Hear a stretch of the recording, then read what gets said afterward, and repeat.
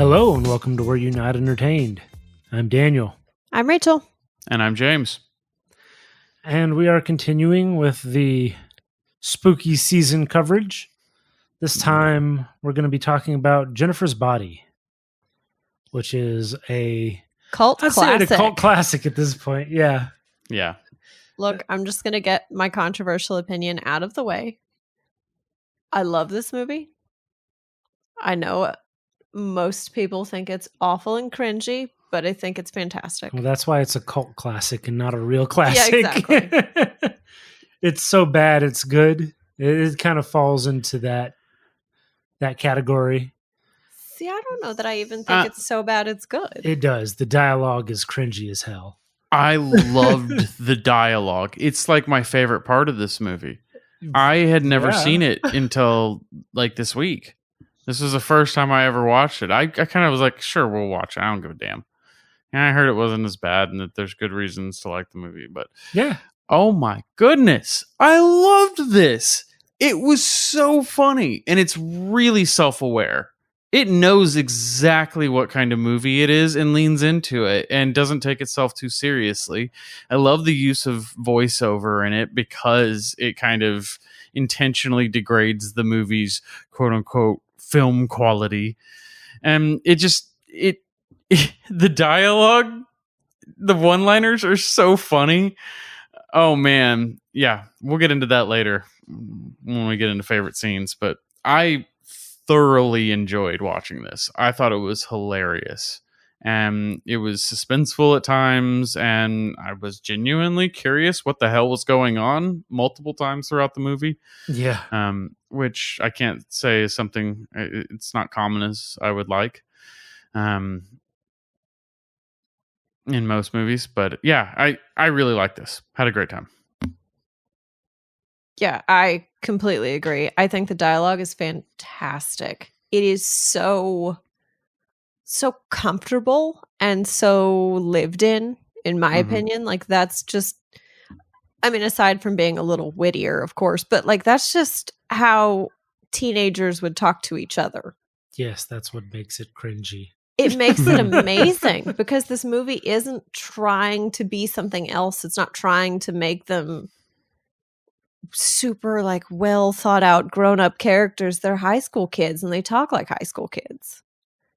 And in that respect, I love it. And you can definitely get the sense that this is a Diablo Cody movie because it's got some of that same feel that like Juno has, where they're just teenagers doing teenage dumb things. Yeah. And I, at least from a writing standpoint, I really appreciate that because I think it's important to see movies that are written from this sort of comfortable, familiar standpoint. And it's not trying to make things overly complicated or too smart for what your run-of-the-mill high school kids are going to be. Right. Well, they definitely don't do that. How do you say her name? Amanda Seyfried? Yes, Seyfried. Seyfried. She was insanely charming in this. She was just super funny, and I think she carried this movie. I loved her. She was the best part, hands down. Yeah, she's great. She morphs from being sort of this unassuming, just lovable nerd almost into just kicking some ass. Yeah, I completely agree, but I also took a little bit of a different take that, I don't want to get like too into the meaning of it and everything, but I mean, I definitely feel like there's a kind of underlying play on the way that young girls are viewed, young women particularly, and high school girls, and that it's turning some of those tropes on their head, and at the same time it's what's her name? I can never remember it. Needy. Oh, yes. Needy starts off what seems like the completely rational, well-rounded, really down-to-earth person, gonna do great. And then as she has to deal with Jennifer's body, she ends up in an insane asylum by the end of it, having to murder a demon to avenge her boyfriend's death. Like, it's insane. And it can take a normal, healthy person and drive them crazy. Yeah, and I do feel like sort of the contrast between Jennifer and Needy is, like you were saying, those high school stereotypes. Mm-hmm. Typically, girls fall into these two categories, and they stick to them. And so this really made them, I don't know, I thought it made them funnier and a little more vicious. I like that Jennifer is a literal man-eater. Yeah. I thought that was so great. And then to see Needy just take on revenge. Mm-hmm. Because, yes, she avenges her boyfriend, but then she goes back and she avenges Jennifer as well, and everything bad that's happened to her since meeting the band. Mm-hmm. Right. And I like that. I think the closing montage was just one of the best things. It was pretty good. It was good. It was awesome. These little flashes of just horror that's been wreaked upon these boys. Well, they deserved it. I mean, they did sacrifice her friend in the woods to the devil so that their band would take off.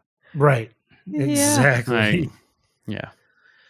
Yeah, so that's that's my thing with this movie is that it's got a lot of underlying meanings, and it is witty in how it's created, but it is just there's just some things that you're just like, man, could you just be any more on the nose? It is campy as hell in the Yeah. best way possible. Yeah, that's why, like I said, for me, it kind of falls into the it's so bad it's good. It's not actually a bad movie. Like if you've ever seen a bad movie in your life, this is not it. It's not like Yeah. shot horribly. This It's is not, no Batman and Robin. It's not like super poor acting. It's not. It's got great sets. It's got Yeah. great effects. It's got the acting's wonderful. Yeah. I thought Megan Fox was great in it. Yeah. No, she did a really good job. She is, and I'm of the firm belief that this is one of those movies that we stumble across that it just sort of goes over people's heads a little bit. And I feel like when this came out and all of the initial hate that surrounded it was just because people didn't get it. Yeah. To them, it was... it's not too intelligent. That's not what I'm getting at. I think it's just the intended meaning behind this movie is just lost on a lot of people. I Because also think it had a lot to do with Megan Fox. She was a lot more relevant and a bigger deal at that time. And when you're that kind of star, everyone's looking at everything you do as whether this is the next thing that breaks the film industry. And if it doesn't, then it was a failure. And now going back Megan Fox had some divorce recently. I don't care. Like, she's completely irrelevant as far as like modern movies. She's had a couple. She's making a little bit of a comeback, but it's definitely a comeback. That definitely did not play into my viewing of the movie, which I think it might have had an effect on the way it was perceived before. Yeah, and I think that goes hand in hand with maybe expectations. Because Mhm. at that time, Megan Fox was seen in a very specific way. Yep. Versus now where, I don't know how to phrase that correctly, but now she's seen more maybe as a person and less as the super hot girl. Yeah. And so you can sort of I don't think you're wrong on that. I think you could separate that a little more and get a little more out of this movie, because I think initially people just wanted to see her be hot in skimpy clothes. Mm-hmm. And so maybe now, a few years on, when you rewatch it, it's like, oh, wow. Okay, so there's some other things happening here. That wasn't the point. The point of this wasn't for her to be sexy. The point of this was to be satirical. Yeah, well, and so I think that it was also marketed that way, which was probably the biggest problem that this movie had and that it created for itself. It was almost trolling its audience. Yeah, it's named Jennifer's Body. It's got Megan Fox in it, and it was marketed as, come watch hot Megan Fox. Right. And that's fine, but that didn't tell you anything really about the movie. So when you originally go to see the movie and that's what you expect, you're like, well, this is not this is not what I was thinking it was.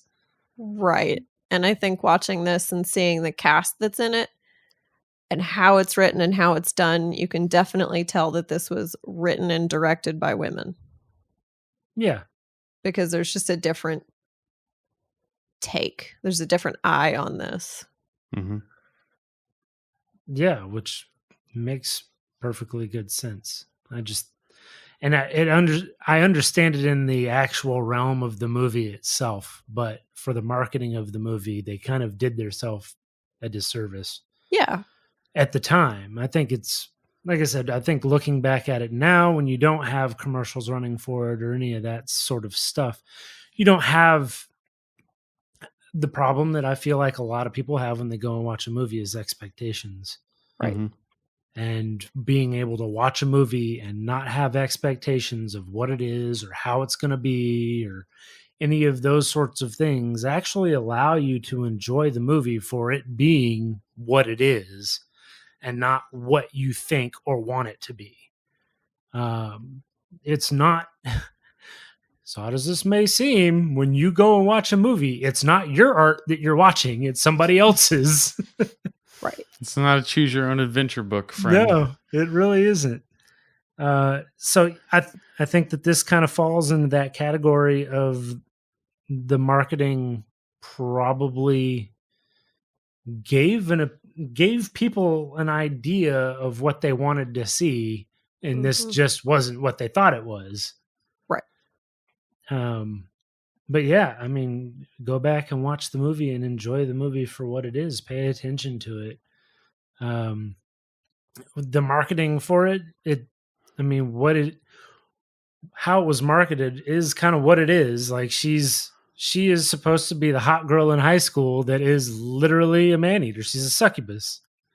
So she's killing dudes that want to take advantage of her, and that's pretty much how this is set up.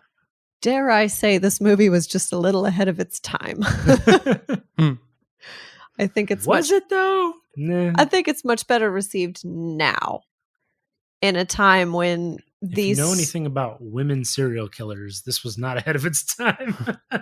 Yeah, that's fair. But I think with like the success of Promising Young Woman, yeah, the idea of that empowerment is a little more accepted now than maybe it was back then. And I do think they tried to play off the buzz of having Megan Fox star in this. Yeah. Because at that time, Amanda Seyfried wasn't as popular as she is now. Sure. So I think they really wanted to capture whatever attention they could, which is fair, except I think they gave people the wrong vision for this in their head. And they got let down when it wasn't just nudity all the time. Right. There's no nudity. None. No. I know. Yeah, it's I love it, man. I think it's genius. I thought it was crazy that they lure this band lures her into a rape van.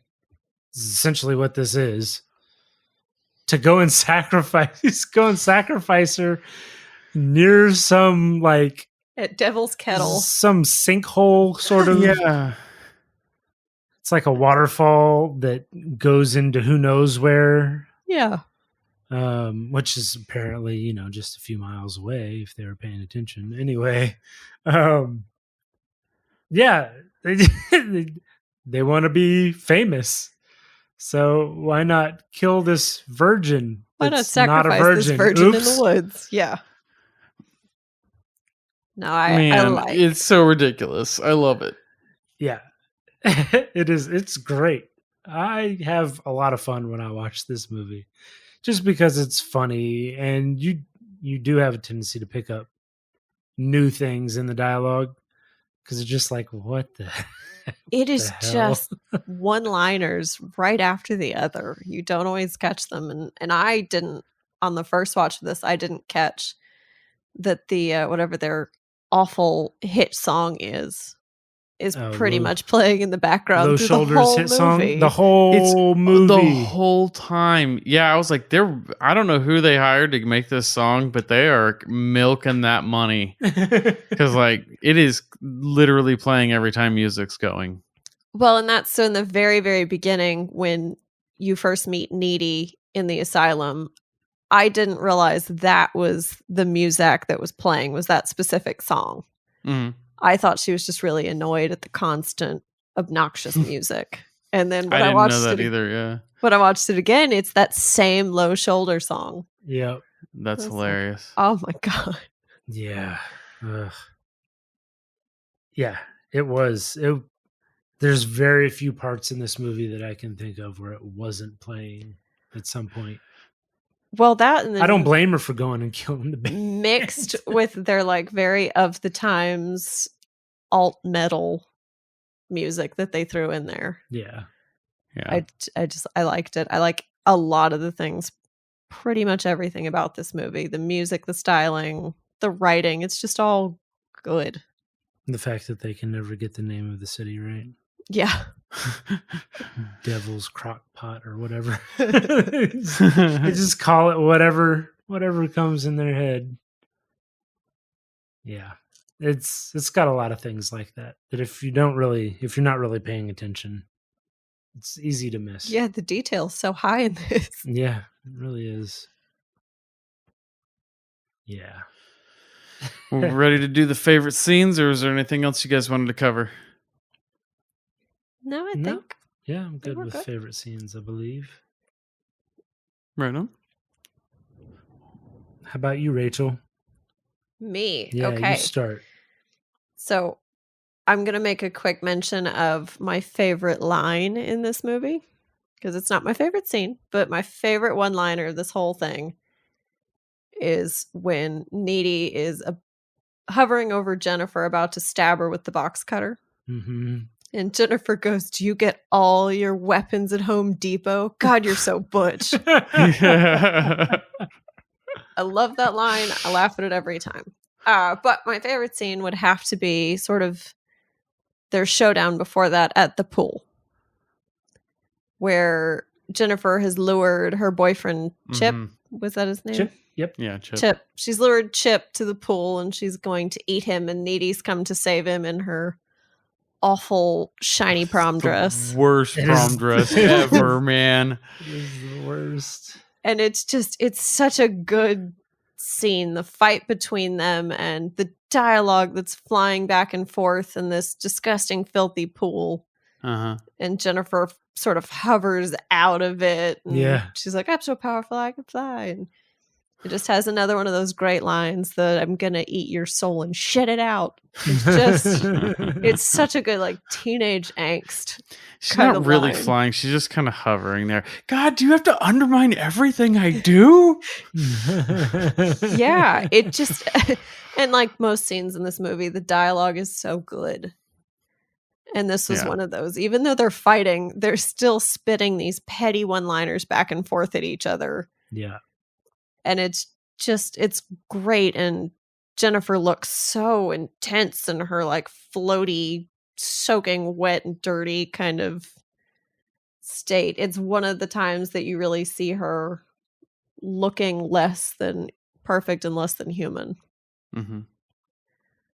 And yeah, so that is my favorite scene. Good choice. Very good Yeah. scene. Nice. Thanks. I guess I'll Oh, go who's- next. Okay, I was like, who's it going to be? Do we need a Rochambeau? Nah. All right. I'd hate to beat you on air. That'd be fair. What's your favorite scene? So my favorite scene is actually after she's been kidnapped and sacrificed, and Needy's worried about her, and she comes to Needy's house. Mm. Needy starts hearing stuff and goes and finds Jennifer in her house. Rummaging through a fridge. Yeah. Rummaging through her fridge. I really enjoyed it because, obviously after you've watched it, you know what's going to happen and what's going on, but your first time through, and you still get a little bit of it really any other time that you watch it, but you're kind of like, is she gonna eat her? Like, what's wrong with her? Yeah. Because she's covered in blood because she's been, stabbed, but she's also got like this black kind of goo stuff that's oozing out of her mouth. And she's looking at her really weird. She's not talking. She's not talking. She doesn't say anything. She doesn't say anything to her at all. And has her like pinned against the wall. Looks like she's going to eat her. And then she goes into the refrigerator and eats some chicken, some cold chicken, and then vomits like black ooze. Buckets of just ick. Just everywhere. Yeah. And then just kind of goes on about her business. Just leaves. Yeah. Yeah, at that point in time, I thought that Jennifer was like some sort of partial human or demigod creature or something like that, and that she'd been doing this for a long time and Needy just didn't know, and that's why she got in the van with the band, and that the band was never going to be heard from again. Right. Yeah, I could see that. Yeah. No, yeah. But that's a good, very good scene. I love that one, and I love the suspense of who's in the house and things like that when she's on the phone with Chip. Yeah, exactly. Yeah, and the tension of, like you said, is she going to kill Needy? Right. Kill her? It looked like she was going to. Is she snack or friend? Yeah. Is this like Scream where the main character dies right away? It is not. No, that's a really good one. All right. So what about you, James? Mine is literally because of a one-liner. So the one-liner is my favorite scene, but I'll just do the whole scene to include it. Cool. Because it was the only part where I literally paused the movie because I was laughing so hard. Okay. It's when Needy and Chip are having sex. And at the same time, Jennifer is eating somebody. Yeah. And I guess there's some sort of psychic link because they're best friends forever. And what is it? Playground love that never dies or something like that. Sandbox love never dies. Sandbox love never dies. Yeah. Yeah, and I guess that there's like some sort of like mental link between the two of them or something. So she's getting pictures of this horrible death, and she starts screaming in the middle of sex and like freaking out. And of course, her boyfriend Chip, who's a pretty good guy throughout most of the movie until the end, which is kind of weird to me, but whatever. He's genuinely concerned about Needy. He's like, what's wrong? Was I hurting you? Am I too big? Yeah. And just the look on his face, like, please say that. Please say that. I've needed smirk. I've needed to hear that my whole life. And they cut away from it, and it's instantly in her like, I've got to find Jennifer and make sure everything's okay. She's concerned with her friend mode. But I love the way they skipped past it because that made it 1,000 times funnier. They just have those little one-liners throughout that get you, but that was the one that really stuck with me. Yeah, no, it was very funny. I was not expecting it. Yeah, no, it was really good, and it's also again one of those things that you can just imagine a teenage boy saying that. Yeah. Good movie, man. I'm glad you guys got me to watch it. Yeah. No, it was fun. It was fun. 'Tis good. 'Tis good. 'Tis fun. All right. Well, then I think that wraps it up for Jennifer's Body. Yes, it does. I think so. Cool. Well, hopefully you guys enjoyed our coverage of it. If you did, then please go online and like and subscribe, and make sure to join us next time on Were You Not Entertained?